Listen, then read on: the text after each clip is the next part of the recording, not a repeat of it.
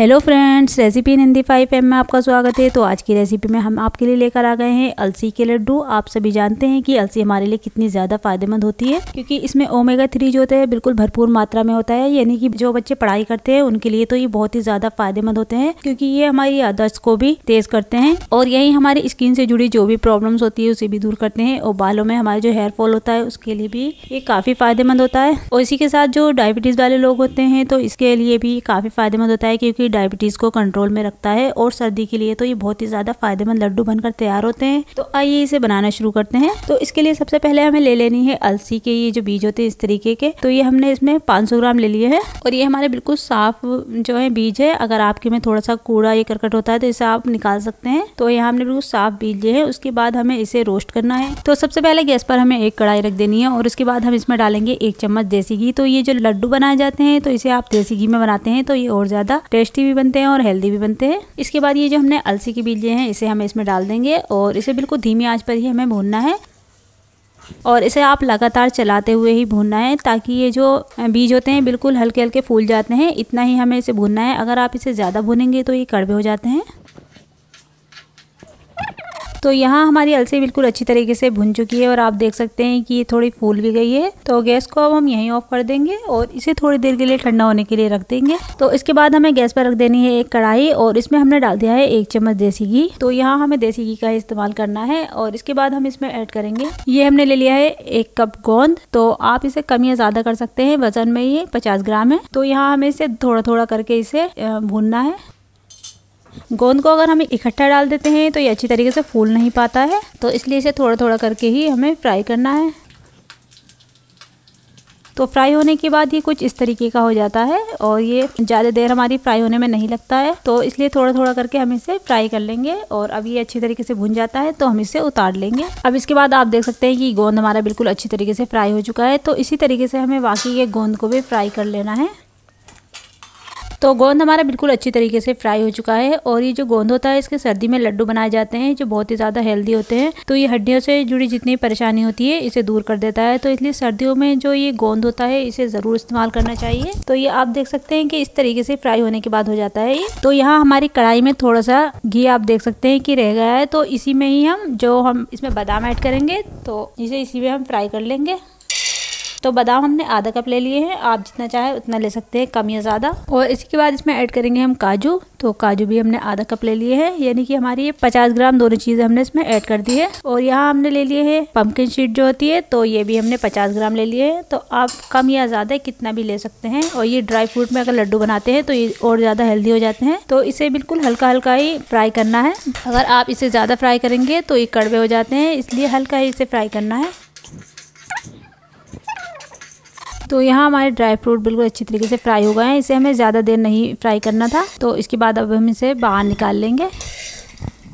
इसके बाद हम इसमें रोस्ट करेंगे मखाने। तो ये हमने 1.5 कप ले लिए हैं। तो इसे हम बिना घी के ही रोस्ट करेंगे और इसे बिल्कुल इस तरीके से कर लेना है कि ये बिल्कुल क्रंची हो जाने चाहिए, ताकि जब हम इसे ग्राइंड करें तो ये बिल्कुल अच्छी तरीके से ग्राइंड हो जाते हैं। तो मखाने हमारे बिल्कुल अच्छी तरीके से रोस्ट हो चुके हैं और आप देख सकते हैं कि बिल्कुल क्रंची हमारे हो गए हैं। तो इस तरीके से ये हमारे हो जाने चाहिए, ताकि ये बिल्कुल अच्छे से इसका पाउडर बन जाए। कैल्शियम इसमें भरपूर मात्रा में होता है, तो इसलिए लड्डू में ये हम इस्तेमाल कर रहे हैं। तो अब इसे भी हमें बाहर निकाल लेना है। और इसके बाद गैस पर हमने यही वाली कढ़ाई रख दी है और इसमें अब हमें ऑयल अभी भी डालने की ज़रूरत नहीं है। तो इसके बाद हम 1 कप इसमें डालेंगे नारियल, ये घिसा हुआ या आप ये जो होता है कद्दूकस किया हुआ इस तरीके का नारियल इसमें ऐड कर सकते हैं। और इसे बिल्कुल हल्के हल्की धीमी आंच पर ही हमें रोस्ट करना है। तो नारियल को हमें ज़्यादा नहीं भूनना है, ये इसे सिर्फ इतना ही भूनना है कि इसमें एक हल्की सी खुशबू आ जानी चाहिए और इसका हल्का सा ही कलर चेंज हो जाता है तो आप समझ जाइए कि भून चुका है। तो यहाँ हमारा नारियल भी हो चुका है, तो इसको भी हम एक बर्तन में निकाल लेंगे। तो यहाँ हमारी सभी चीज़ें फ्राई हो चुकी हैं और अब हमें इन्हें करना है ग्राइंड। तो सबसे पहले हम ले लेंगे अलसी। तो अलसी हमारी बिल्कुल ठंडी हो चुकी है। हम 2 बार में इसे अलसी के बीज को अच्छी तरीके से इसका पाउडर तैयार कर लेंगे। तो आप देख सकते हैं कि अलसी का जो ये पाउडर है इस तरीके से बनके तैयार हो जाता है। तो इसे हम एक बड़े बर्तन में कर लेंगे।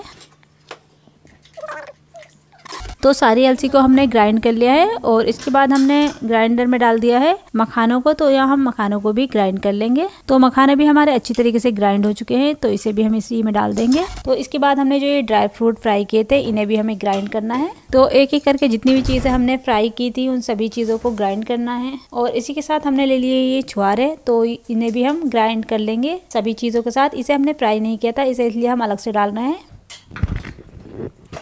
तो यहाँ हमने ड्राई फ्रूट को भी बिल्कुल अच्छी तरीके से ग्राइंड कर लिया है, तो इसे भी हम इसी में डाल देंगे। इसके बाद जो नारियल है इसे हमें ग्राइंड नहीं करना है क्योंकि पहले से ही काफ़ी बारीक होता है, तो इसे हम इसी तरीके से डाल देंगे। और अब हमारा ये जो गोंद है तो ये भी हमारा बिल्कुल ठंडा हो चुका है, इसे भी ग्राइंड करके हम इसी में डाल देंगे। इसके बाद गोंद को जो हमने ग्राइंड किया है इसे भी हम इसी में डाल देंगे।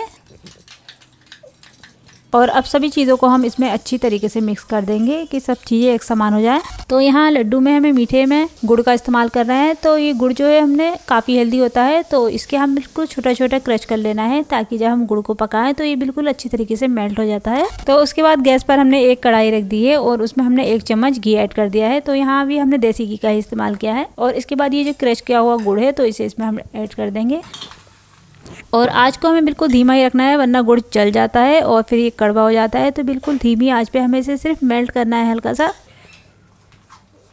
तो इसे धीरे धीरे चलाते रहेंगे तो इससे गुड़ जल्दी से हमारा बिल्कुल अच्छी तरीके से घुल जाता है। तो यहाँ गुड़ हमारा बिल्कुल अच्छी तरीके से मेल्ट हो चुका है और आप देख सकते हैं कि बस इसे हमें इसी तरीके का करना है। इसके बाद गैस को हमें यहीं पर ऑफ कर देना है। इसके बाद ये सभी चीज़ें जो है इसमें हमने अच्छी तरीके से इसे मिक्स कर लिया है। और इसके बाद खास ध्यान आपको ये रखना है कि इसमें इस तरीके से आपको घेरे बना देना है। इसमें इस तरीके के घेरे इसलिए बनाने हैं कि जब हम गुड़ इसमें डालते हैं तो बिल्कुल एक जगह इकट्ठा नहीं होता है। और आपको ये इस तरीके के घेरे बनाने के बाद इसके बाद इसमें गुड़ हम ऐड करेंगे। तो यहाँ हम बीच बीच में गुड़ डालते रहेंगे। ये जितने हमने घेरे तैयार किए हैं इसमें हमें गुड़ डालना है। और इसके बाद जब हम इसे गुड़ को मिक्स करेंगे तो ये बिल्कुल अच्छी तरीके से इसमें मिक्स हो जाता है। और अब हम इसे अच्छी तरीके से मिक्स कर देंगे ताकि अब हमारा गुड़ जो है बिल्कुल एक जगह इकट्ठा नहीं होने वाला है और ये सब में अच्छी तरीके से मिक्स हो जाता है। तो गुड़ को हमने बिल्कुल अच्छी तरीके से इसमें मिक्स कर लिया है। इसके बाद हमें थोड़ा थोड़ा पोर्शन लेकर इसका लड्डू तैयार करना है। तो लड्डू आप छोटा या बड़ा किसी भी आकार का बना सकते हैं। तो यहाँ मीडियम साइज का लड्डू बनाकर तैयार करेंगे।